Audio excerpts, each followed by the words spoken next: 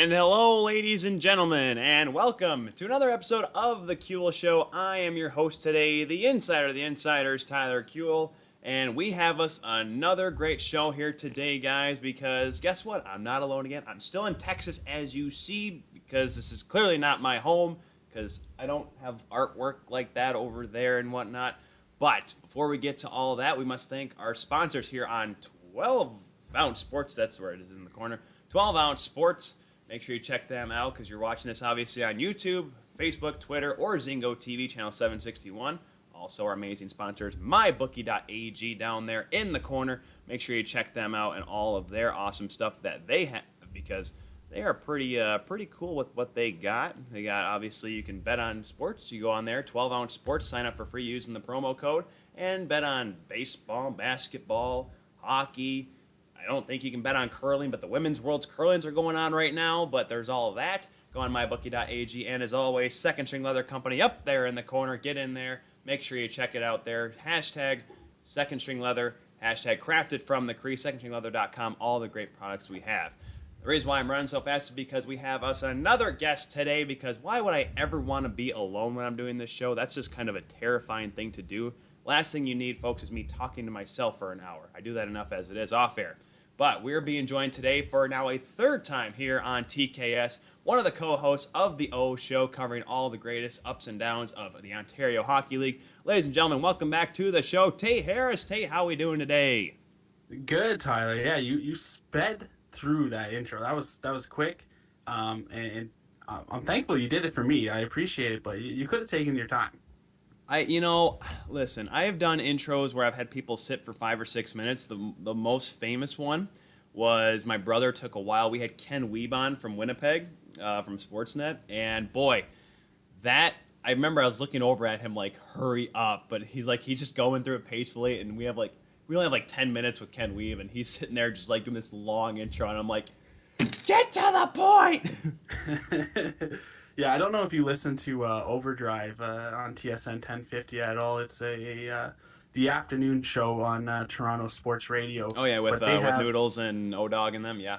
Yeah, and Brian Hayes, and they always have Ray Ferraro on at 5 o'clock.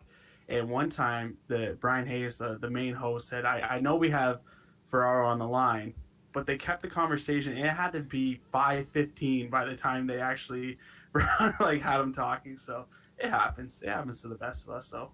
Well, I always hear it because I listen to other shows. I listen to Overdrive. I listen to Hockey Central at noon, and you just hear them like, we got them waiting on the line right now, but we got to quickly get through this here. And I'm like, can you imagine sitting on? Because I know what it's like sitting on a line when you're on a phone call. You hear what's going on, and you just hear them talking, yammering away or whatever, and it's like the Jeopardy theme's playing in your head. I'm like, all right, get to me, and eventually it does. But boy, you just sit there and you're like, was I going to have to, go to the bathroom or something here? That would have been hard. Well, the worst is if the op doesn't send you the feed. So you're just sitting there in silence. Oh, now that, thankfully, with the shows I've appeared on, I have not had that problem, but that would be annoying because all of a sudden, because it makes this different sound, too, when they pull you on the air. And so you can tell the difference. So imagine sitting there in silence. And we're live here with them. Like, jeez. Yeah, opening up with a question. You're like, yeah, boys. It's great to be on. Great to be on this show that, I'll be honest, I've been on hold so long I forgot where I'm at. So, yeah, it's always fun. Tay is outside, still in Kingsville, right?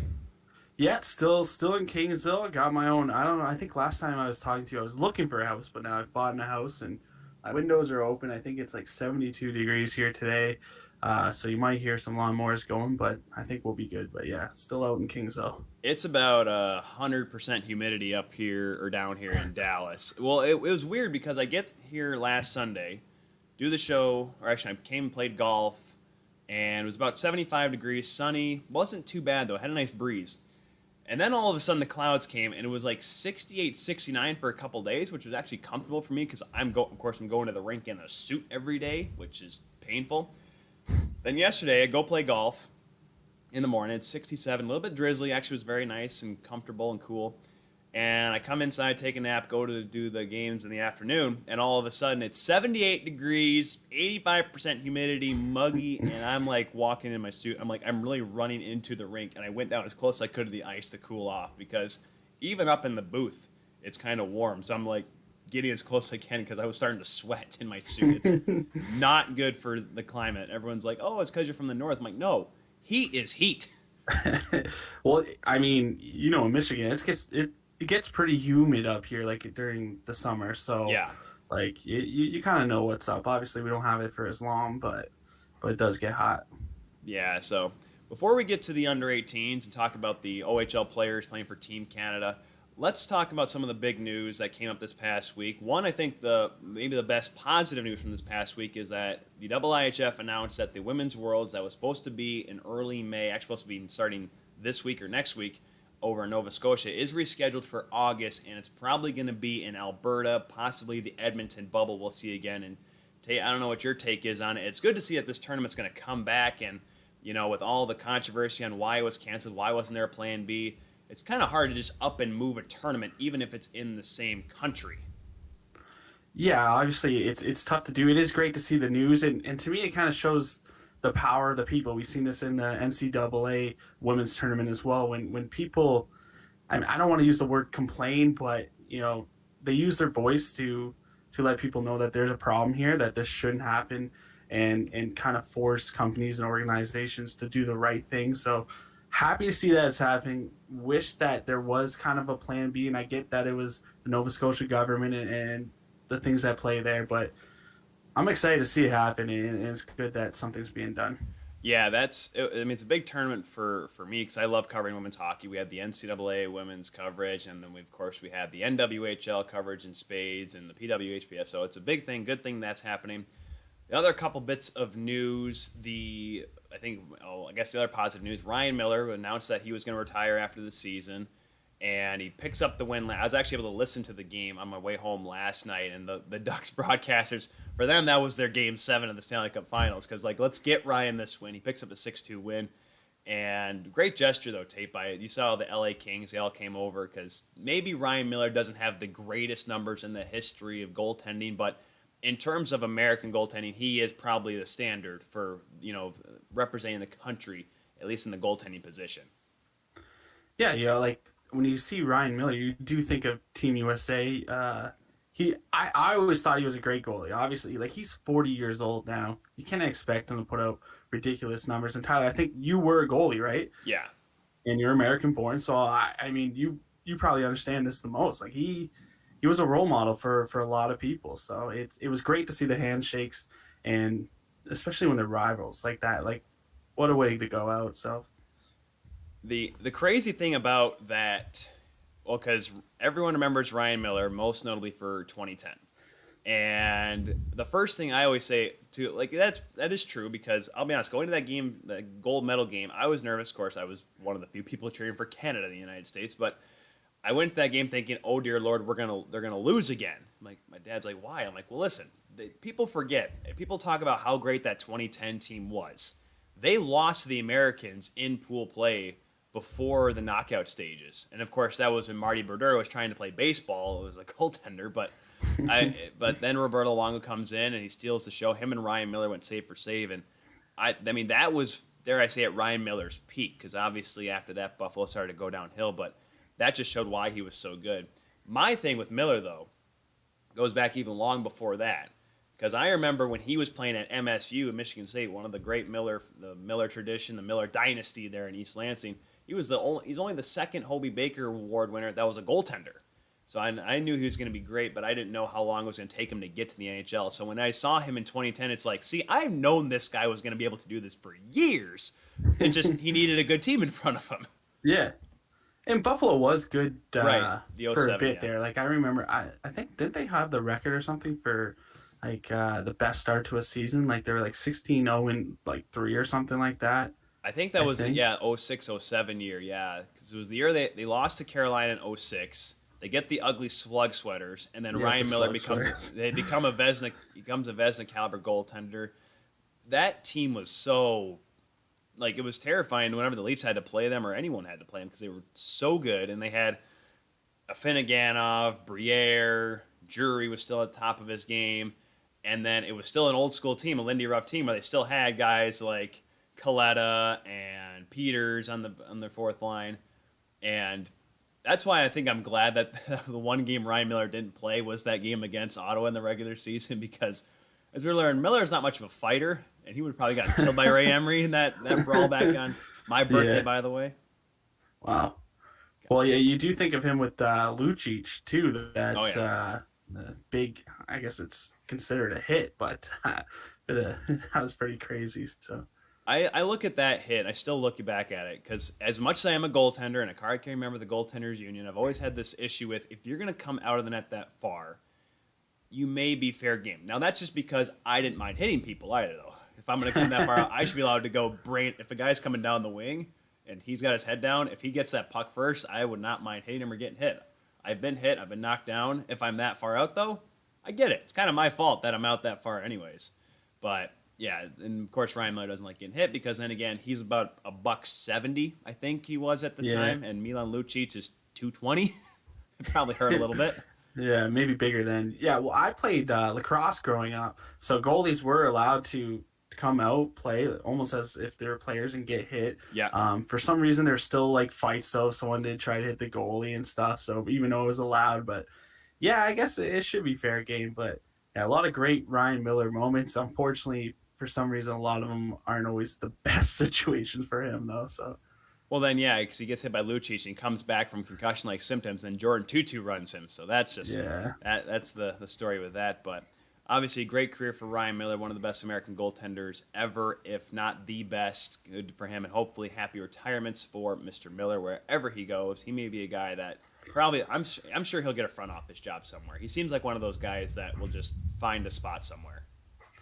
yeah, he does, and I think he probably knows that, and it's something to consider when you retire. Like I say, he's 40 years old. Like eventually, you get to an age where I think you just want to settle down, even if you love hockey, because you got to love hockey playing to that age. So he'll definitely be in a position with some organization, maybe Buffalo again. Well, they need some hockey guys in there that Yeah, know a thing or two, because despite Kevin Adams playing hockey and playing the NHL, winning the Stanley Cup with Carolina, hey, that's yeah, not the best going over there in Buffalo. no, Pajulas and whatnot. Shout out to my buddy Jordan Deshane. But a couple of other things to mention here. Jake Virtanen, we mentioned it a little bit. He has been asked to leave by the Vancouver Canucks amid some allegations. There's an investigation going on. We don't know much more than that. Obviously, more details will come out in the near future, but obviously, hopefully, everything is kind of all settled down over there. Obviously, another big one in Montreal, Jonathan Drouin, despite Montreal starting to make a little bit of a push and kind of showing that they're a playoff contender, he is being granted personal leave from the Montreal Canadiens. And this is, and I was listening to 31 Thoughts the other day with Merrick and Friedman, good buddy Friedge. It's something that, especially this year, Tate, or not this year, that past couple years, mental health is such an important thing, and we're all really hoping that everything is okay and that Drouin's able to get healthy with this leave. yeah. I mean, none of us can understand the pressure of first of all playing for Montreal, but as a French Canadian player, I think he has 3 goals this year. Obviously struggling, and fans getting on him. I remember at the start of the year they were really like because he had a ridiculous amount of assists, so they really thought he was showing himself this year. But it's just like pro athletes put like we expect a lot from them, but they expect a lot from themselves, and it's something that again we just would not understand. It's important to take care of and to make sure that you're doing okay and you're okay with yourself, so that because I really think he still has something. You see the flashes, obviously going third overall, and again I hope he comes back strong, and it'll be interesting if he comes back in the playoffs. He's such a dynamic player, and I remember watching him in Halifax and even the early years with Tampa. It's like, all right, this kid's got something. And when the trade happened for Sergachev to Montreal, I'm like, all right, he's going to be the next piece. And it may just be the pressure. And I remember when, of course, we had the NFL draft this past weekend. I was talking with people, and I'm like, is Trevor Lawrence going to actually save the Jacksonville Jaguars? Well, maybe not, but he's going to be a little bit more comfortable than playing in the New York market, where he could have played for the Jets. So that's kind of like what I think about is where Tampa. I'm not saying Tampa's not a hockey market. That's not what I'm about to say. I'm saying is it's easier to be a hockey player in Tampa than it is to be a French Canadian player in your province of Quebec in Montreal. It's a little bit easier on the guy. Yeah, like I always think you take Austin Matthews, Leafs took him first overall. What if this guy came into the league and had a season like Jack Hughes to start? Like it, the fans they would be ruthless. Like it He would be protests. inappropriate. Yeah, they would protest. Like, and then that's always going to be on you, and you want to be so good. And I think we've all been in positions where we wanted to do so well at something that we overthink it, or we're holding our stick too tight. It's just there's just too much pressure there, and then when you get in your own head, you're just making mistakes at that point. It's a really tough thing to do, and a lot of some people think, oh, they're superstars, they're so talented, they should be good right away. Well, there is a mental side of this game that I think some people just tend to overlook, and that's why I'm glad. Like this is why I kind of like on the show. I'm like, hey, these guys are human too. Like that's why when we're gonna get to it here at the U18s, like there are some players that are underperforming, and I'm like, well, these are kids on national television who probably haven't seen this many NHL scouts in their life in one building. I mean, there's pressure involved, and some people step up, some people rise to the occasion, some need to work on it and kind of are maybe feeling a little bit too much pressure and it ends up affecting their game.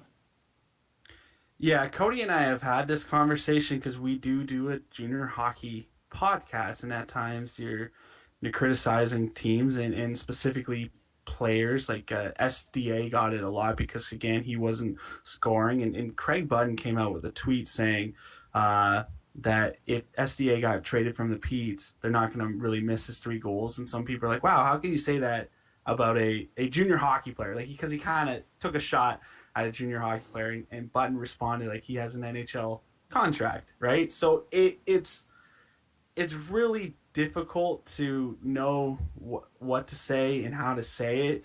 I think the players know that most media aren't coming, like, we're not coming at you personally.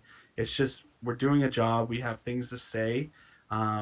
We have to address the obvious a lot of times. So I don't know. It does put you in a tough predicament. Yeah, and I've done it before, and it's the crazy part is, unfortunately, I wasn't able to go to an OHL game this year. We'll get to that, but my brother and I would go to USHL games in Muskegon over here, a little bit less than the OHL, but they're around the same age, 18, 19-year-old kids. And when we were coming up through high school, it was fun to yell at the players, whatever. I'm 26. My brother just graduated today. He's 23, and we're like, or he's going to be turned 23 this year. We're kind of looking at each other. We're like, should we be yelling at these kids? Like, we're like men compared to these guys. Like, we felt the last game we went to, we just razzed on, I think it was like the Lincoln Stars they were playing. And we just razzed on this kid he was like minus 30.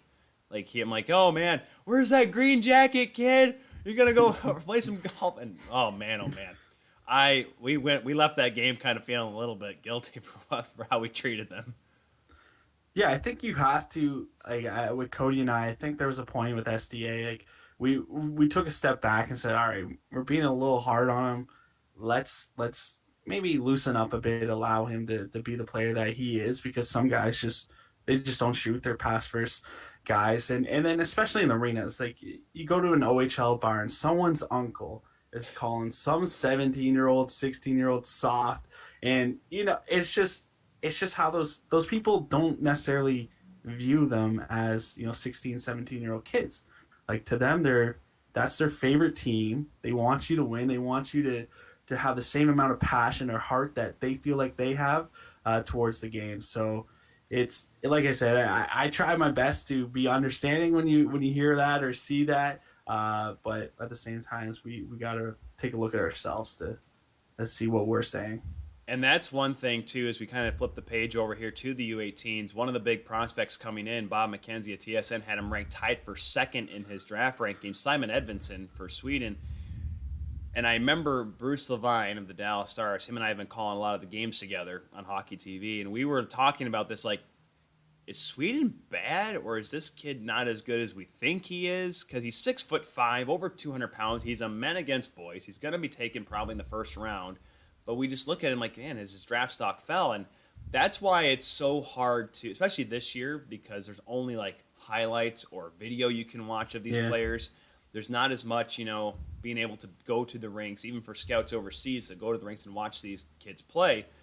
And that's why it's so tough, because imagine a kid like Simon Edvinsson, who is 18 years old, still a kid, having to go up and all of a sudden see guys like Steve Yzerman in the stands and Doug Armstrong of the St. Louis Blues and scouts galore from everywhere. Like, I have seen every NHL team, at least every NHL logo on someone's jacket in the rink here in Plano. And it's incredible, because these kids probably play in front of scouts overseas, but they know they're there. But imagine having everyone, because here's the thing. It's not like when you're at a rink and, Simon Edvinsson plays in Sweden, European hockey fans, some of the best there is, better than some North American fans, I will say it. And I'm looking at Toronto as well when I say that as well. The church sometimes, I swear. I was on Church in Carleton up at Maple Leaf Gardens because it was quiet sometimes. But it's incredible. So you imagine, you score a goal and woo, the crowd's going nuts and there's reaction. And sometimes players feed off that. All of a sudden you're going to a rink where it's going to a game where literally it feels like a jury in a courtroom watching you and watching every little mistake you make. Some kids are not used to that, and that's why I don't look at Simon Edvinsson, as good as he is, and we've seen flashes of his talent. I don't take this tournament as, all right, he's a bad player because he can't play in front of pressure. It's probably the first time he's done that this season, play with a little bit of some eyes on him that he wasn't ready for.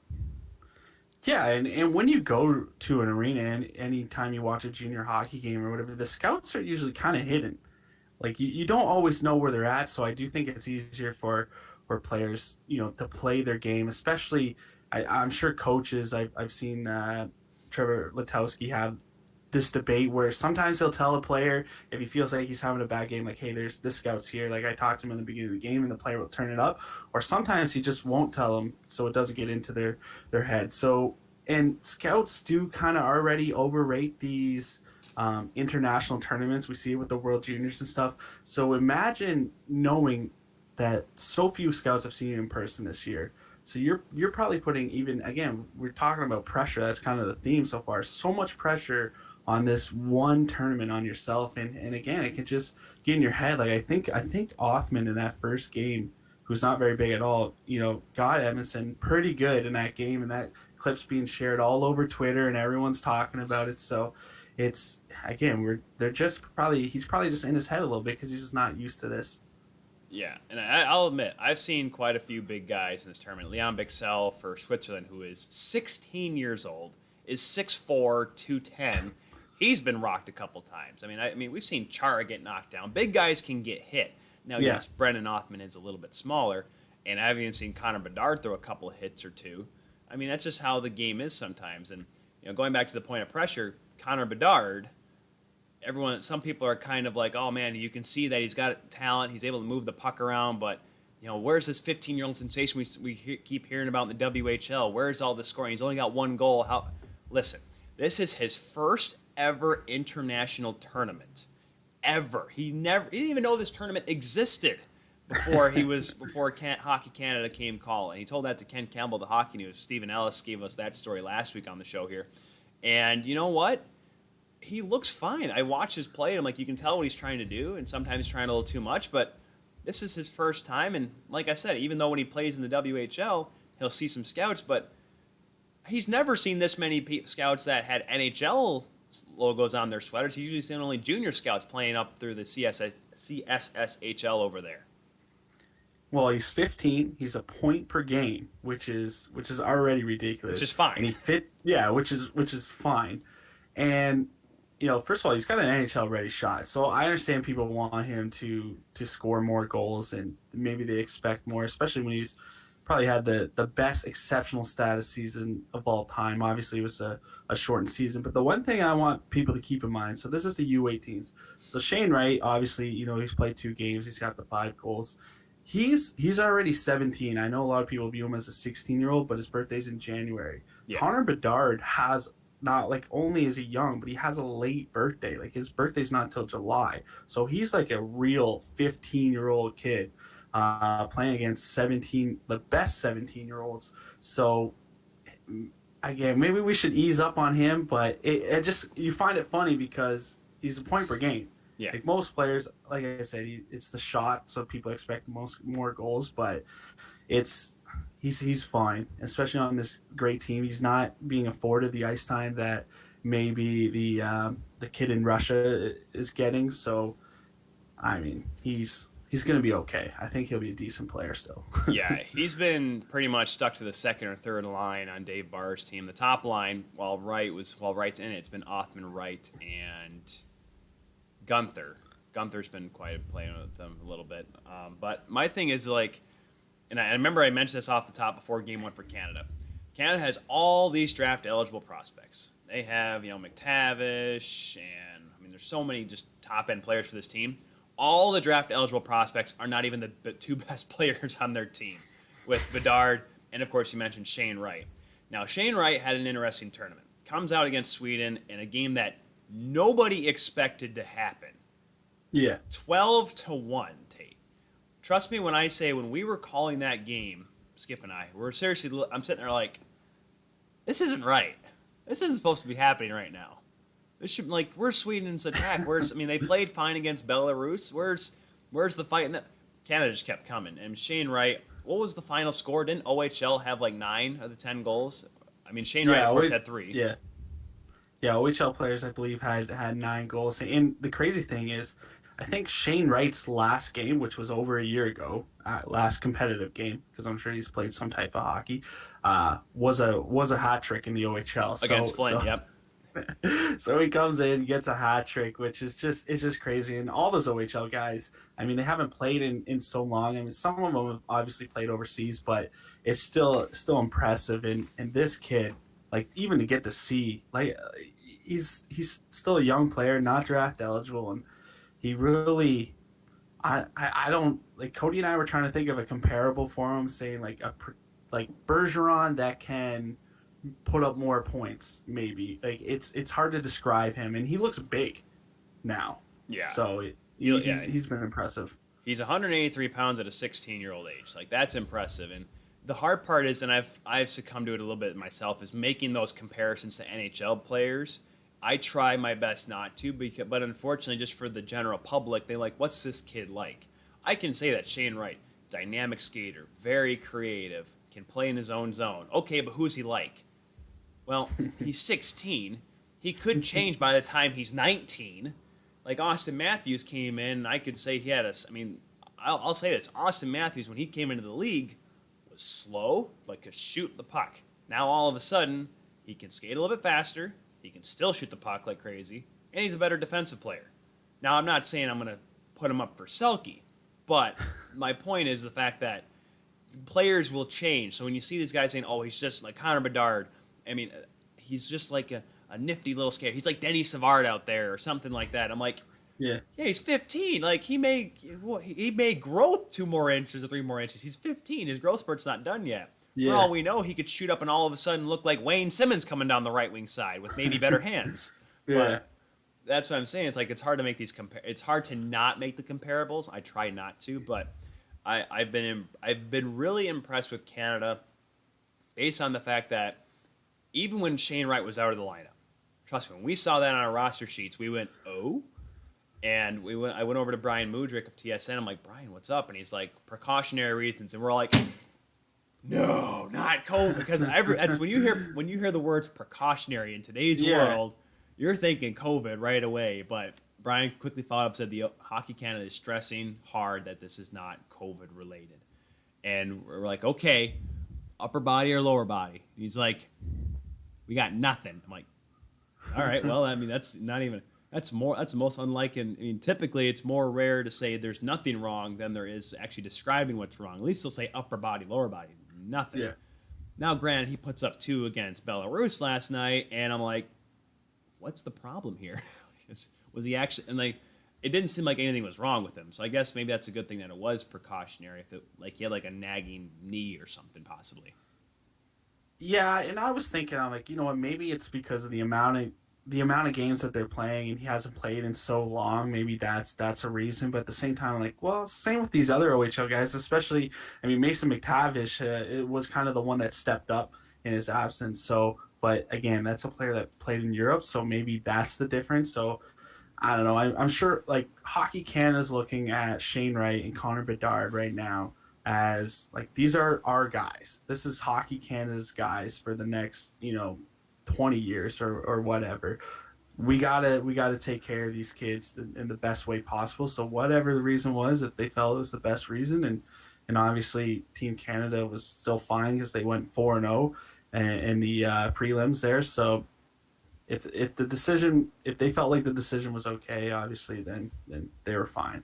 Yeah, that's one thing I think some people have to remember is that these players are still kids and they have hopefully a long future ahead of them. You don't want to push them just because. And there was, well, I think one of the guys that's probably had one of the toughest tournaments is Olin Zellweger. I mean, he's been a guy that's been banged up, banged around. Was kind of a big part of Everett last year in rookie scoring, but this year he's come out pretty strong. He had a goal and an assist. I think he's got 7 points right now. He took a couple of big licks in the last couple of games for Team Canada. I'm like, man, you really want to keep him going, but he kept coming out and kept helping the team score, so I guess why not? Well, maybe the depth on defense isn't there as much as it is on offense, so that might be a reason why they kept him in, and obviously like he's having a hell of a tournament as well, so it doesn't hurt him. And again, these guys haven't had a lot of opportunity. I believe he's draft eligible for this year, right? Yes. Yep. Yeah. So obviously, like he played 11 games this year. So he's played some games, but obviously you just want to be seen as much as possible, just to raise that draft stock. So I remember there was one shift. I think it was the second game against Latvia. Bedard went off, and he was being looked at by the training staff, and he was walking around. And I remember I said to myself, you got to be kidding me. First, right out of line precaution. Connor Bedard is limping on the Canadian bench. And I'm pretty sure TSN was like locked in. We were actually using their cameras for whenever Canada played, TSN's cameras, and that camera was locked in on number 17 because we're like, oh boy, the future of Canada is hobbling at 15. All of a sudden, I'm like, Bobby Orr flashbacks now. Well, even from a TSN perspective, it's a little hard to advertise a game without Shane Wright and Connor Bedard because these guys are must-watch TV, and it's not like there's nothing against a Mason McTavish or a Brendan Othman. Like these guys are going to be potential stars in their own right, but Bedard and Shane Wright are franchise players. Like they're going to be advertised and marketed throughout their whole career. So I could see why TSN maybe was a little stressed about that. Well, no question about it. They're going to probably be both on the World Junior team in Edmonton next year. One guy we have not mentioned yet, and probably another guy that'll be on the World Junior team next year, and that is the defenseman that you said was going to be the first OHL guy picked in this coming draft, Brent Clark, who is having a masterful tournament. I'm pretty sure I say his name at least 50 times a period, and that's just because of how dynamic he is. I believe he's right now at 6 points through the pool play action, and when Wright went down and it seemed like maybe Canada was going to have issues against Latvia, he just seemed like he was comfortable and played pretty calm throughout the games. Yeah, I think that's the biggest thing that you need from defensemen. I just watched when I was watching Byfield's debut. They were playing Anaheim, and you see Drysdale there, and he just looks calm and comfortable, and like he wasn't freaking out. And that's what's been impressive about Brent Clark is how calm he's been this year. He also looks a little bigger. A lot of people were talking about his defensive game because he can obviously put up points, but to me, he's just looks solid back there. Like there's no other way to explain it. He just does what you expect him to do. You're not even worried about him when you put him out on the ice. I remember I was sitting there trying to think, and once again I succumbed to the overall pressure and the status quo of comparing to him. And I was sitting there with Bruce, and I'm like, you know who he really reminds me of? And I'm thinking to myself, don't you dare say Tyson Barrie, because Tyson Barrie is a solid defense. No, pardon me, he's not a solid defenseman. He's a solid guy that plays defense, that scores. But I'm like, he's Clark, a great winger. He's a great winger. Just, lines up on the blue line to start the game. I don't know why the heck he does that. He ends up in the corner halftime anyways. But I said, I'm like, he reminds just by the way he moves the puck at the line, and he's willing to jump in offensively, but he's able to quickly get back. And I keep saying Brian Rafalski. That's the one I keep coming to my mind. And maybe it's because he is a right-handed shot defenseman. That's where I'd use that comparable for. But that's what I get from him. I don't see a guy that's panicking in the blue line. I don't think I've ever seen Rafalski, his blood pressure rise above 140. when he played at least. Then again, he had Scott Stevens to his left side, so if anyone came across the middle, he didn't have to worry about him anymore. Yeah. He'd have to worry about the 20-minute wait for the stretcher to come out on the ice. But that's what I see with Clark, though, is I see that kind of calm composure with the puck, calm composure in the defensive zone. He doesn't get caught out of position. He's willing to get in the offensive attack, and that's what makes him such a dynamic player and such a high-regarded prospect heading into the draft this year. Well, to be able to do that and still produce offensively, it's just impressive. And he's done it in such a way, like, when he came down on the wing there, I forget what game it was, and he kind of just sniped it. That might have been Sweden. Yeah. Yeah, so that first game. It's just like, that's just a simple play, just to take the ice, to see that you have space, but to continue to go, because you do get some defensemen that once they hit that blue, they throw it in the corner and kind of move on. So, yeah, I've been impressed with his game. I've seen some different rankings where he's dropped a little bit. Owen Power is kind of, taking that top spot. But, yeah, it'll be interesting to see where he actually goes. I would still think top 5, but, again, I'm a little biased towards the OHL guys. Well, it helps that, I will say this. It's crazy to look at the draft picks of the draft board this year because it's seemingly like any draft-eligible player on the Michigan Wolverines is getting a lot of hype. Even though, and I'll say this, as a Michigan fan, they were not going to win the national championship this year. Even I know they got to pull out because of COVID issues, COVID protocol, but even with Kent Johnson, Matthew Beniers, and Owen Power, they were not going to win because they were going to have to play either. Well, they had to play Minnesota Duluth, or they've had to play North Dakota, and they were not going to beat. They were not going to beat both of those teams going through. So nothing against Wolverines, but they do have a lot of talent. And one guy that let's look at the goaltending here because Hockey Canada has put together over the last decade the Goalie Excellence Program to make sure that they can breed goaltenders. Now, whether it's because we were spoiled after Carey Price and Steve Mason and whatnot, and all right, all these gold medals of these young goaltenders coming into the NHL. We have great Canadian goaltenders. And then Canada ran into the bad years of having guys like, and I'm not saying Mackenzie Blackwood's a bad goaltender, but guys that just underperform, and of course Scott Wedgwood and Mark Byzantine, guys that were good at the OHL or the junior level, they'd go to the world stage and they would kind of poop the bed, and all of a sudden Mark Byzantine's hanging around in the ECHL because he's not good enough, and of course, well, there is the anomaly that is Zach Fucale, but that's neither here nor there. I saw him in Fort Wayne 2 years ago, but I wonder. What do you think about the goaltending this year? Thomas Milish, who's played a couple of games, looks good, plays for Seattle.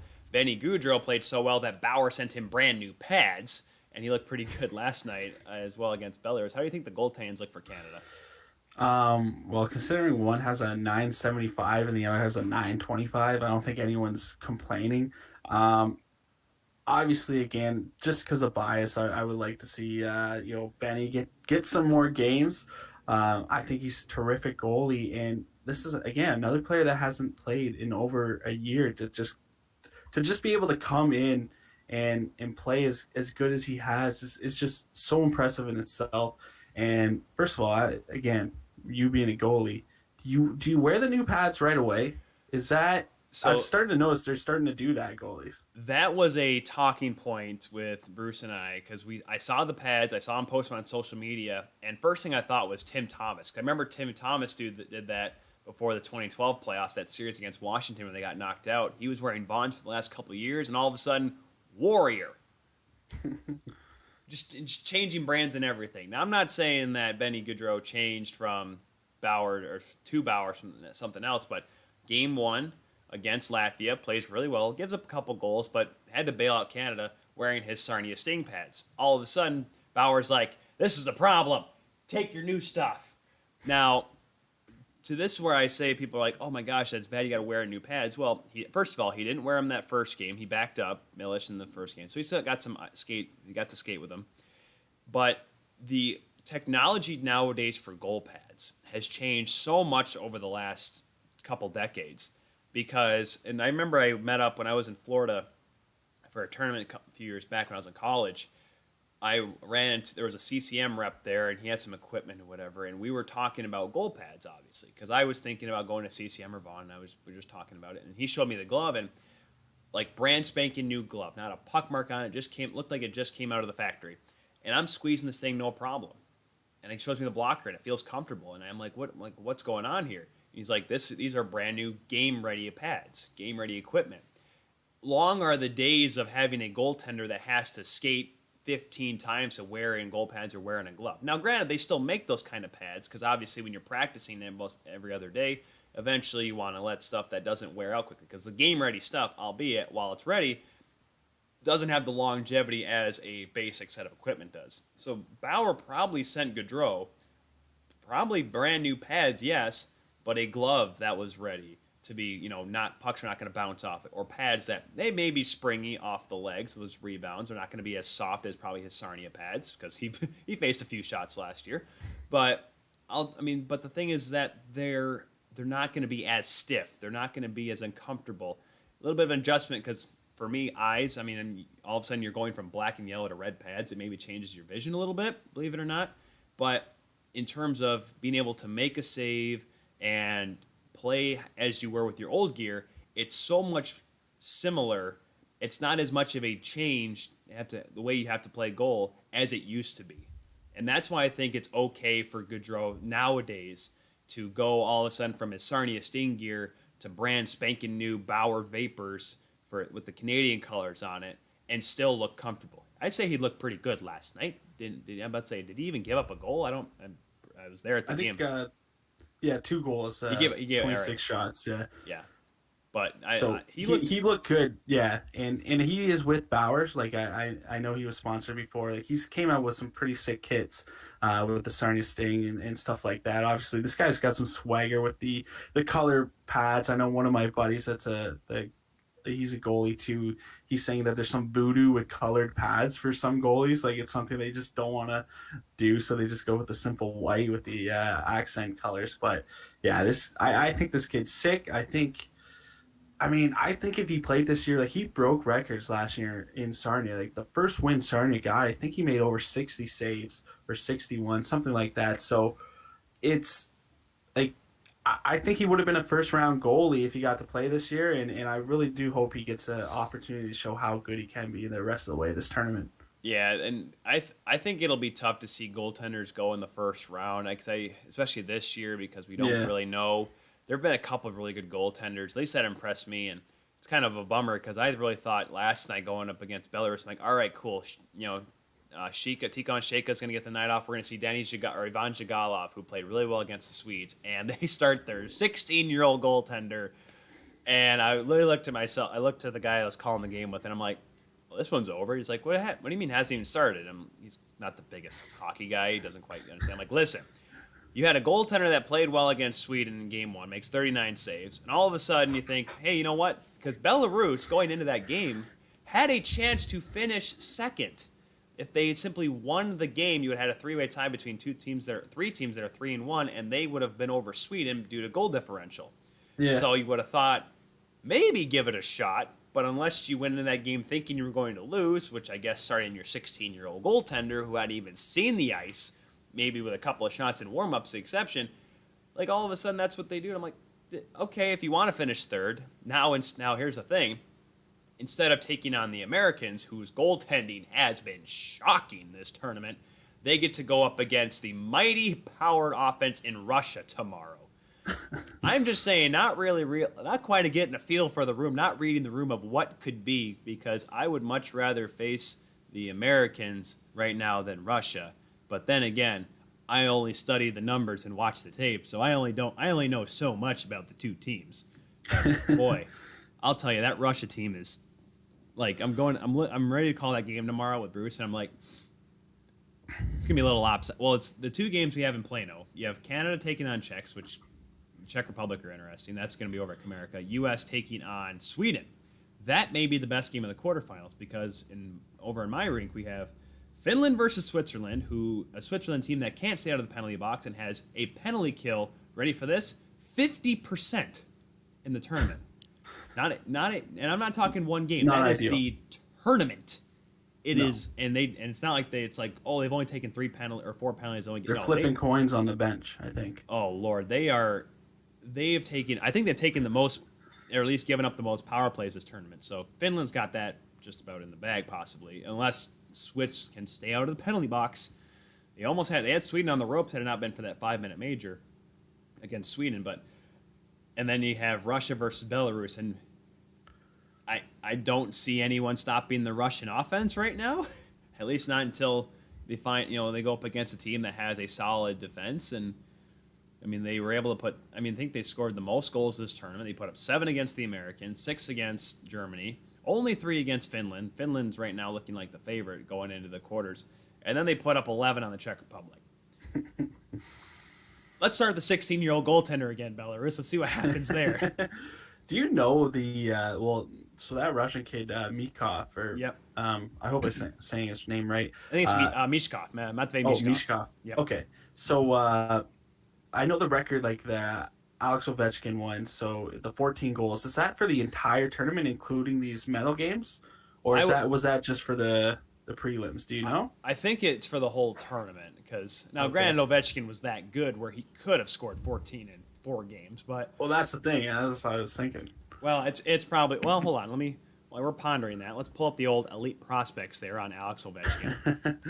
I will say this: it's weird going on elite prospects for NHLers, because even though the stats are correct and whatnot, it's still weird because typically you save that for like Hockey Reference. But Yeah. because I only really go here for like all of the Oleksandr Ovechkin. Ironically, the first name when you type in Alexander is the one that pops up. Because I really only go on here for obviously a lot of my junior stuff and my high school stuff. Let's see. The U18s, he scored 14 goals in 8 games, so it had to have been through the entire tournament. Yeah. So, the entire tournament. and if he's going up against Belarus, I would not be shocked if he did it. Well, yeah, that's the thing. This kid's got 3 more games to score. Unless somehow Tikhon Mishkov somehow plays the game of his life. Tikhon Sheka, excuse me. If he plays the game of his life, boy, that'd be interesting. If Belarus pulls off the upset. That would be fun, like just content purposes, and you being a broadcaster just makes good TV. Well, I will say this, and I looked up the last couple. Belarus in the U18s always seems to be a little competitive. They finished second in their pool in the last tournament in 2019. They're no slouches. Sure, they're not as dominant as Canada or Russia, but they seem to hang around. And they did get thumped 6-0 in the quarters last time against Russia in the 2019 tournament. But they always seemed, and that's why they're in the top division, is because they just seem to find a way to get a couple wins, sneak up on a couple teams, and it's seeming like they do what Switzerland typically does in the World Junior Tournament. They win a couple games somehow they upset one team and they beat the team they're supposed to, and all of a sudden, boom, they're a favorable team going to the quarters. Well, I think it kind of tells a story of what junior hockey really is, which is just a lack of consistency. It's just these players, even the best teams in the OHL, sometimes they get beat by the worst teams, and it's just, you don't know how it happens. They can even outshoot a team by 30 shots and they still lose just because they're, again, in their own heads or whatever the reason is. Just when you're 17 years old, I don't know what it is. You get in your own head. Well, and it's funny, the time we had Mike Stubbs on the show here, I remember I briefly mentioned during the interview the 2019 series against Guelph, and I remember I quickly moved on because I saw his face. I'm a Knights fan, you know that. I'm a Knights fan. I'm like 3-0 against Guelph. Let's beat Saginaw. Let's go smoke them. I'll go up to Saginaw and go cheer on. I'm like, let's go watch the Knights go kick the crap out of the Spirit, and they'll win the OHL championship and go on to the Memorial Cup.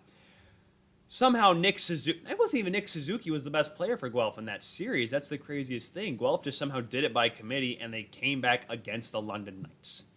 OHL, junior hockey, like you said, is inconsistent. London kicked the crap out of Guelph those first 3 games. And all of a sudden, Guelph's like, we can try too, And all of a sudden, London let off the gas, and here comes, no pun intended, Guelph storming through the championship.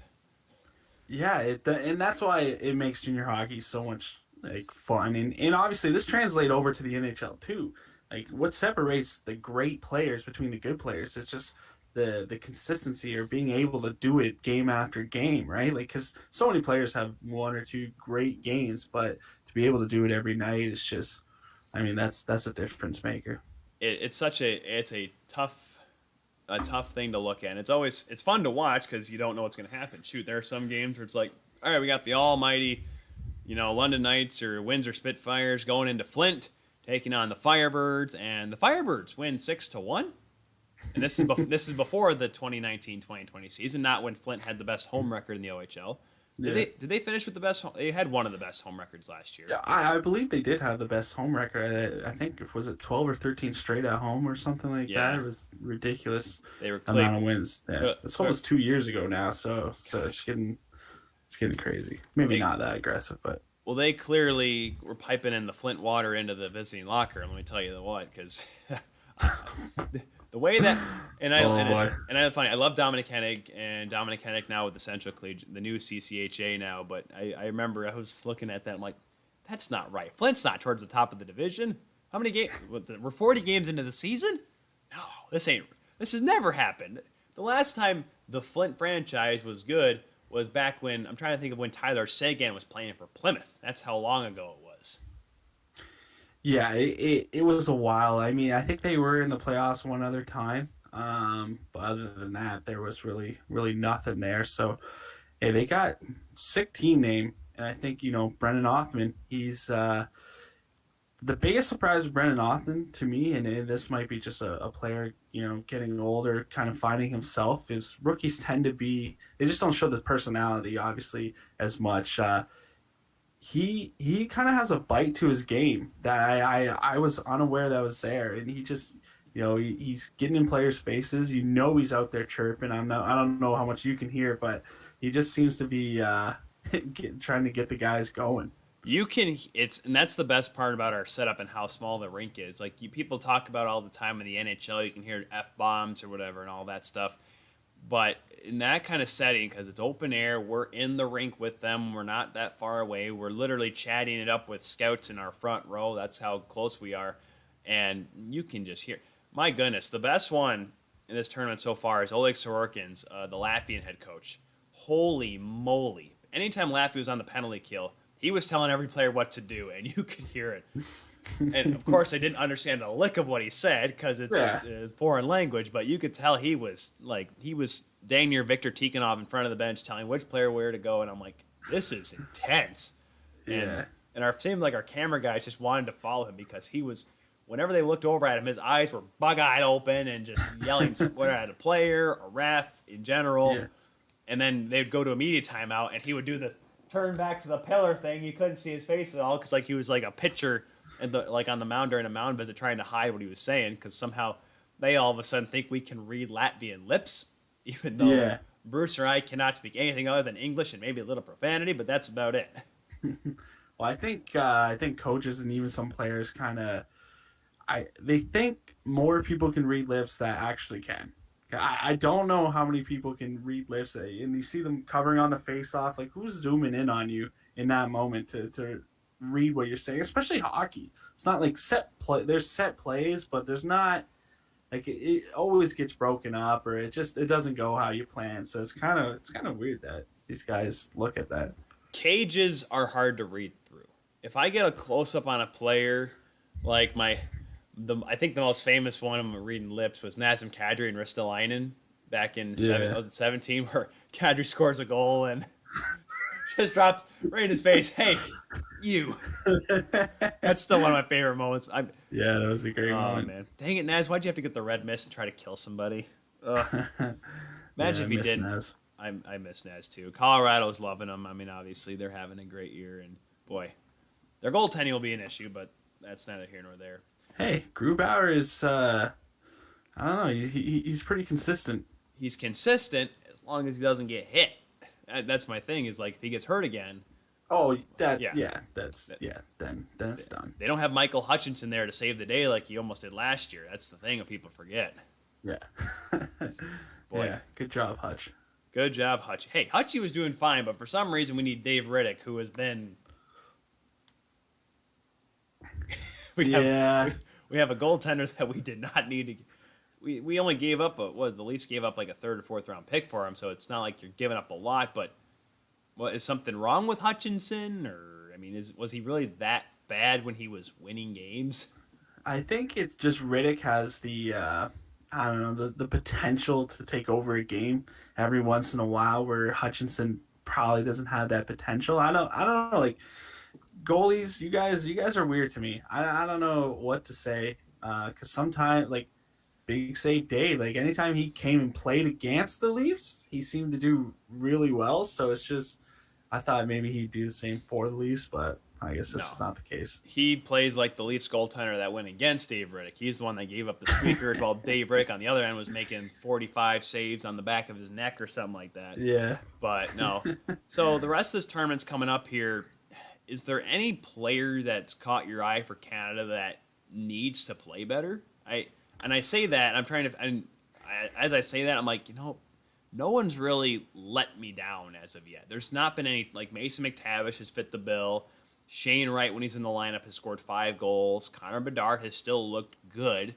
It's like there's no one really out there that's telling me, hey, you should be playing better, because then again, Canada's just looked that solid through their first 4 games. Yeah, it's tough. I guess like Brendan Othman, maybe you want some more scoring from him, but again, like he does a lot of those little things that are important to teams, right? So when he gets in a guy's face, he's chirping. He took the again, I think it was a Swedish game where he took the hit to make the pass to Shane Wright or whatever. Maybe you want a little more scoring from him. I guess like Connor Bedard, maybe you want some more from him. But these are guys that you're not upset. You wouldn't mind a few extra goals from them, and I'm sure they think that themselves too. So those are probably a couple guys that maybe you could get some more out of. Like the potential is there to get some more out of, but I guess it's going to be up to them on how they can perform in these upcoming games, because now we talk about pressure kind of throughout this entire thing, and the pressure gets up here moving into the rest of the tournament. Right, and I was trying to quickly look up the schedule. Here we go. So, yeah, Canada will be taking on the Czechs. They get the 3 o'clock Central, 4 o'clock Eastern time game tomorrow. So they get the early game because, God forbid, the U.S. play not in prime time. Now, granted, it was the same way for Team Canada. That was the best part, because we were trying to figure out, because when we saw that Canada and the U.S. were in separate groups, we knew we were getting the Canadian group because Americans were going to play in the big rink. Mm-hmm. And we actually met with the head of USC Hockey. He was just about at every game, as much as he could, because a lot of the games were at the same time. But he came over, and Bruce and I were talking to him, and it's like, what's going to happen for the quarterfinals? Obviously, the U.S., because they already made it clear that no matter where the U.S. finish, they will play at Comerica Center. And he said, like, yep, and the same thing will go for Canada. I'm like, does TSN not want to be in this nice, cute, little punky-dory rink that we have over here? Do they want? Now, I will say, yeah. Yeah, Canada's usually always in the bigger arena, so I was surprised to see them in the smaller one, even though I know that's how the pool's played out. But it'll be fun for them to be in the bigger arena, though. Yeah, I think people will like it. And I remember I was talking with Brian, because I was shocked when I saw TSN had their setup, but I thought, okay, they'll have camera guys, whatever, but the talent will probably stay up in a studio up in Canada, right? Nope, Brian and Craig Button, they're all down here. And I'm like, well, this is pretty unique, because Brian and I think Craig both had they already got shots already, apparently, from what I was told. And so they only have to go back in quarantine for like a week when they go back up there. So that's why they came down. Because I was like, oh, they're actually going to be down here. And I was able to actually meet Brian, who we've had on the show before. Great guy to talk to. It was one of my... I had a couple of very interesting introductions. So I meet Brian Mudryk, which was no problem, because having talked to him before, and he recognized me and whatever, and we chatted up. So then I get a chance to meet Craig Button. Craig, we were in the hospitality room, and I'd seen Craig in passing. He was there even on Monday, even when Canada wasn't playing, because obviously Craig, the prospects guy there for TSN. I see him come in the hospitality room on Tuesday, and I'm like, Tuesday or Wednesday. I'm like, here's a good chance to introduce myself, because you know what? meet another guy. Maybe he'll remember another face. So, for some reason, I have this ability to talk to literally any person in the world. But when it comes to introducing myself, I am horrible. I go up to Craig, and I started talking first. I'm like, "Hey, Craig, you should have been here Monday, man. We had brisket, whatever." Like, "Oh yeah, I was here Monday," because they were selling. They have some really good food down here. They gave us the southern treatment down here, talking potato salad, ribs, all this good stuff. We had brisket on Monday. I go up to Craig, and I'm like, "Hey, Craig, you missed it out." I was like, "Oh no, I was here, cool." And I'm like, "Hey," and I'm like, "All right, now go and introduce myself, give my name." And for some reason, I don't know what the heck happened, but all of a sudden my brain decides to play a trick on my mouth. I was like, "Hey, I'm Tyler Kuehl." I'm supposed to say, "Hey, I'm Tyler with Hockey TV." What came out of my mouth was, I can't make this up. "Hi, my name's Tyler Kuehl. I'm with COVID." Oh, man. That's awful. That's awful. The worst part is that there's two other guys behind him and the person serving it. Everyone went silent. So I'm like, I meant to say Hockey TV. Nice to meet you, Craig. And I remember I am out of here. See you later, Craig. Him and I have we've said each other hi in passing, so it's obviously he's not completely weirded out by the fact that I don't know what the hell I'm saying half the time. I don't know if it beats my Steve Yzerman meeting, though, because I actually got to meet Steve, and it was in a very awkward manner once again. This was during the Canada-Sweden game, and of course, Chris Draper was here as well with the Red Wings, because of course, Yzerman, whether or not he likes to look at the Canadian players, he was also here for, I think it's about every Sweden game too, because obviously Yzerman, he likes the Swedes, not just because he drafted Lucas Rahm, but that's just how Red Wings have drafted for a long time.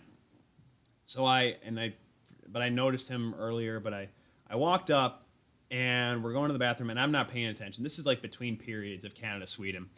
And the line was like massively long coming out of the guy's room. And I walk over like some dumb, hot-headed idiot.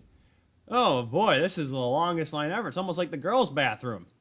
And I kind of said it to the guy towards like the closest to me in line. And I'm like, but of course everyone's still masked up. But I'm like, and all of a sudden I kind of sat there, wasn't really paying attention to who was in line. But I look at him again from like the side. He's got his head turned to me. Kind of looks like Steve Yzerman.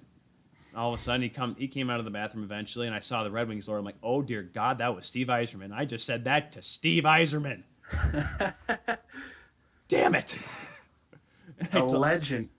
The legend himself. And my first words to him are not, "Hi, Steve, nice to meet you. Great what you're doing there, Detroit." It's, "Good Lord, this line is long to this bathroom." See you, everybody. Have a good one. Holy cow. I'm like, I almost like that was, I went back to the booth, and a couple of the guys there for Hockey TV were there, and I'm like, "So I just met Steve Yzerman." He's like, "Oh, how'd it go?" The worst you could have imagined. Well, I'm sure he walked away. He called. He said, "I don't know who the color guy for Hockey TV is, but we need him in Detroit." I'm sure that's exactly what happened right after that. So. I am not taking Ken Call's job anytime soon. And even Mickey Redden will be there for another 40 years. He'll somehow make it work. No, the crazy part is my wife, love her to death. For some reason, when I'm working, she thinks I can just go up to people and get their autograph. She thought the same way when I met Joe Thornton and Eric Carlson a couple years back at the GLI. And so she's like, "Why didn't you get a picture with Steve Yzerman?" We were in the bathroom. We could have given him a business card. We were in the bathroom. Yeah. And she's like, "Well, you could have said hi to him or talked to him up." And I'm like, "Listen, Stevie Yzerman, as great of a man as he is and legend as he is not the most outgoing person. Yeah. He's not as, he'll talk to you and he'll be very polite, but he's not going to be like, "Hey, Tate, how's it going?" on the side of the road. He's like, he'll probably be like, "Hi, Tate, nice to see you," and just keep walking. That's kind of his, how he is, his personality. And I'm like, I don't know how I can break that, because he's the captain. And it's like, have you ever had like a weird introduction to someone like that, or a weird encounter? Not necessarily. I mean, obviously in the media room, you see different guys. Like, my thing is, I never want to be that guy. I remember, I think it was Mark Hunter was this while he was working with the Toronto Maple Leafs. Was at one of the Spitfire games, and I was there I was in college at the time, so I was there with another student, and the other student took a picture of of Mark Hunter sitting there, and I just remember telling the guy like, "Hey, let's not do that." Like, I don't know. So you have those moments, and you do have great stories, and I do have a great story. Chris Pronger coming into the media room one time, the PR guy at the time runs up. He goes like he yells like, "This is across the room." He goes, "Hey Prongs, you gotta wear the wristband," and Pronger just goes, "F you." Just across the room, and I'm just like that is awesome. I think he was working for the Panthers at the time, and I'm just like that was the cool because he's Chris Pronger. Everyone knows who he is. It's just he doesn't have to wear because I think at the time scouts or like NHL people had to wear this like blue wristband or something coming into the WSCU center. Yeah. And but yeah, not too many stories. I met Kyle Dubas once. Just nervously gave the old like head down with the wave, and he gave me one back. But other than that, nothing too crazy. It's weird because like I've been in the press room before, and I've been able to ask questions to coaches, whatever. And however, for some reason, one-on-one, I can public speak, I can broadcast games, I can do this show, I can write whatever, all this stuff. As soon as I have to meet someone one-on-one personally, just shattered. Like confidence gone. I'm like, how am I supposed to say hi to this guy? And so it's a weird thing, but no, if I ever saw Chris Pronger and I heard someone say you got to put a wristband on, I'd probably say, listen, you want this guy to be mad at you? That's a decision you don't want to make, friend. It was just like, and just he said it in such a way, and the PR guy, Chan, just like gave like the okay, and he walked away with the wristband. Hey, you need this just nope. like, no, you know what, Prongs is right. And the best thing is sometimes too when they use the nickname and stuff like that, because you don't know what level they actually are on. And some guys just like that'd be like when you're in the bathroom line and be like, "Hey Stevie," it comes off weird when you do things like that too. So I just try to avoid situations like that. Hey Drapes, nice to see you, bud. Hey, do you ever go down to this bar down? You have gone to Whataburger yet down here yet? Good Lord, the best burger ever. Who the hell are you? Yeah, they don't even know. But again, I mean, some of these guys probably get the nicknames so often that they don't even care or whatever. So maybe it's not that big a deal. It's just something I can't do. I couldn't do it either. Well, shoot, my dad said, I'm like, well, if you're going to introduce yourself, make sure you say Mr. Eiserman. And I'm like, why would I do that? I'm like, hey, I would do it if I met him. And my dad's, I joked to my dad, I'm like, listen, you and Stevie Eiserman are the same height. You have the same kind of widow's receding hairline going. You guys are just about identical. You don't need to say Mr. Eiserman. He's like, you're damn right. I'm going to say Mr. Eiserman. I might have dropped the Mr. Eiserman if I met him. Well, that's why it's kind of interesting to do when I do the show. When I like had Ken Cal, I'm like, I didn't say Mr. Cal because there was one. I'm like, when I emailed Joe Bowen my demo, I did say to Joe Mr. Bowen because I don't know if it's because I have high regards for him or just because he is my elder by a lot of years. I just remember saying true. But Bonesy's. It's funny. I don't have my socks with me right now, but I've rocked my Bonesy socks about every game this tournament because for some reason when I got those major league socks, Yeah. You've ever seen those? So I got those. I got a pair of Dougie Gilmore's, and I got Lanny McDonald on the way. But whenever I call games, I wear Bonesy, and for some reason, he just brings me a little good luck. I don't sound like a total buffoon. And I think that was the day I wore Gilmore socks when I met Steve Eiserman. So that makes a lot of sense. Yeah, I mean, if you wear the Bowen socks and you drop a Holy Mackinac on the broadcast, I think it's allowed. I've only, believe it or not, done it twice. I've only dropped the Holy Mackinac twice in my entire career because everyone's got to have their own signature thing. But there was a couple saves that I just had to. It was necessary. Yeah, sometimes you just gotta drop it. It's paying homage. It's not stealing. Yeah, when the guys do it every game. When I was doing softball this year, I think I stole like Gary Thorne's home run call and Jerry Howarth's call that he used to do. And that ball is gone. Just how, God, I miss Jerry Howarth. But that is about to say, the sun is shining outside here in Texas, and I think that's about it. Tate, you got it? Well, Tate, I should probably mention this. hosted a Spaces on Twitter the other day. That was an interesting thing that I jumped on because I didn't know what the heck it was and I didn't know what to expect out of it. And that's a pretty cool little form that Twitter's got going.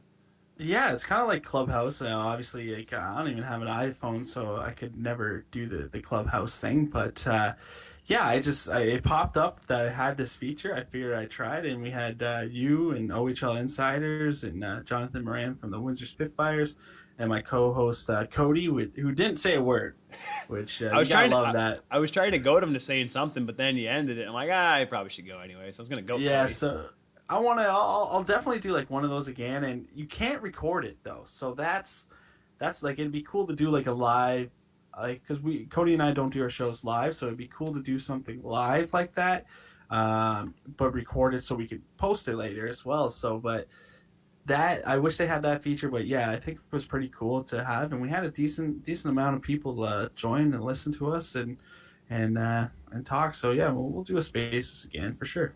I wonder if there's a way, because I sometimes, obviously I'm recording literally into my laptop. If you could take your phone and hook it in, or like if you're able to like do like a screen record of your phone while you're doing it. Because were you doing it off your phone too? Yeah, I was just doing it off my phone just because it just popped up, right? So Right. I'm like, oh, so I don't even know if it's available on desktop. It'd be something cool to try, but yeah, if I do it again, I'm gonna try the screen record and then just convert it over to like an MP3 or WAV or something like that. But yeah, cool new feature by Twitter. So I think I was the first that was the first hockey space thing I seen. So I will say this, it's interesting. Twitter is always seemingly behind the eight ball and everything and all that sort of stuff. Like they were the hashtags, whatever, but like then they started doing like the Twitter, the fleets, the stories. They brought that like a good 2 years after Instagram started doing it, Facebook started doing it. Yeah. And now they're like, hey, this is what's that Clubhouse thing? Okay, we got to do it for us because we're more than just iPhones. We're Android people. Let's do it. Well, I think Twitter's a perfect spot for something like that. Yeah. Like just because everything is so event based, like when you talk about the draft and stuff, so you could do a Spaces and still scroll through Twitter and listen to a couple people talking about the current event that's going on, or say the Leafs, blow a Game 7 in the Stanley Cup Finals against the Boston Bruins, because that can happen this year. Don't you Could dare! you imagine? Oh, you my want to drinking do a problem Spaces? go to a problem. You could do a Spaces after that. So, I'm starting to sound like a Twitter spokesperson, but yeah, I think it's a pretty cool feature. I'll say that. Yeah, the last thing, if the Leafs somehow lose to Boston in Game 7 of the Stanley Cup Finals, I will jump on a space.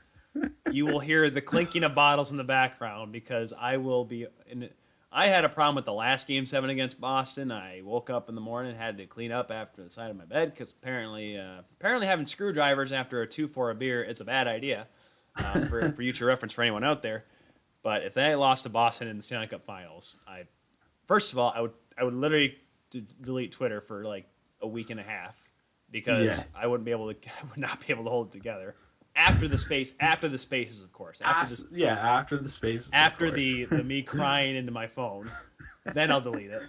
But it's a cool concept because it's like almost like doing a live podcast because there's ways to do those things, but in terms of having it for free and kind of like, hey, half hour here, or like like to see people put podcasts up of post game after games. Like I know Wing Wheel Podcast does that. The Curfew Boys from Montreal does that. They follow us on Instagram. And I'm like, imagine like right after the game last night, or oh my gosh, could you imagine Spaces after Wayne Simmons fought Alex Edler? Yeah. Holy Vancouver jumping. media would have loved that. Oh, that was the most out of the undercard of headlines this week. That was the best one. Vancouver having to change their diapers after Wayne Simmons fought Alex Edler. Honestly, I couldn't believe, like, that night I'm like, yeah, obviously people are gonna be upset or whatever. It is what it is. But to see it continue the next day, and first of all, I didn't even know Edler had won. Like, that's a guy you think has fought before. He's been in the league long enough. Everyone's fought. Crosby's fought. McDavid's fought. Like, I am sure if you asked Wayne Simmons before that game if Edler's ever been in a fight, he'd be like, yeah, obviously. He probably would have thought that. Like, he's not looking at his, hockeyfights.com or whatever it is. So yeah, that was crazy. Yeah, they needed a spaces for that, because that was just ridiculous. I mean, when I knew as well. So two things on that last thing before we let you go here. When Kevin BX went on Tim and Friends and said it was okay, and I'm like, see, he Yeah. played with him for gosh sakes. He was on his D pair. He was Well, okay none of with the players, none of the players cared. Even the Travis Vancouver Green, players yeah, Travis Green after okay. said it is what it is, because he's been suspended before. Like, people have obviously asked this guy to fight before, and he has said no. This time he just happened to say yes. So He probably realized he doesn't want to get ran around or have guys go after him. But the other one that was great was, and this is why it carried to the next day. And Jeff Merricker made a really good point on Hockey Central on, it would have been Friday, right? Because the game was Thursday. Yeah. Yeah. Yep. So he went on and said, listen, and this is how they wrapped up the segment with it. He said, it's a great topic for talk radio. You have an opportunity to yell, it's there's a dirty hit. There's a fight with a player that doesn't fight. It's a great way to talk about it. It could last till Saturday. It's literally until the game. And I'm like, dang, Jeff. Of course, then again, Jeff, he's been in the game so long, he gets it. Yeah. Heck, that's why we're able to talk about it on Sunday, 4 days after the fact. Now, granted, this is a once a week show, but I digress. Yeah. Well, my favorite thing about sports radio and talk radios is being able to take calls. So I guess the spaces and those kind of things, to have the opportunity to have listeners be a part of it is my next goal. Cody and I want to do that so badly, and we're hoping to do that this OHL season with we were going to open a whole entire Zoom meeting and just like new people on and off to kind of take calls. Yeah. So that would be cool. That'd be interesting. I've thought about that as well. We need to get a few more people to view before I start promoting phone calls, because we need people to watch it first. But that's what Cody said. He's like, what if we only have 3 people? And I'm just like, then that's 3 people. It is what it is. I'll be honest. When I jumped on that Twitter Spaces thing, I thought I expected to be you, me, Cody. That was it. I thought we were just going to start talking together. But all of a sudden, I'm like, wow, there's a few people here. This is interesting. Because then hell, if anything, because everyone's got their phones, as long as you're not like recording right off your phone, you could do your Spaces while you're doing your show, right? Yeah. And there's a way to do that, so it'd be interesting. So, but obviously, all that great stuff, all the Twitter and technology is with us. This is the Twitter Technology Show with Tate and Tyler here on the Keula Show. We've been joined here by Tay Harris, one of the co-hosts of the O Show podcast. They're putting great stuff out every week. It's been a tough year because, well, there is no OHL hockey, but next season, or especially in the summer when we get to the draft, they'll be posting great stuff as well. Tate, enjoy the rest of the tournament. Have some fun. Watch some great hockey. Let's see what Canada does. They are favored going in to the quarterfinals, but as we've learned, junior hockey, it's who knows what's going to happen. It's a bit of a mess, and I'm excited to see the mess. Tate, you can follow him at Tate Harris9 on Twitter. Follow the OO Show at Podcast OHL, both on Twitter and Instagram. You can follow us here on the Keula Show at hashtag TKS at the Keula Show, Twitter, Facebook, and Instagram. For Tate Harris, I'm Tyler Keula saying thank you very much for watching this another episode of the Keula Show on 12 Ounce Sports. We'll see you next time. Goodbye, everybody.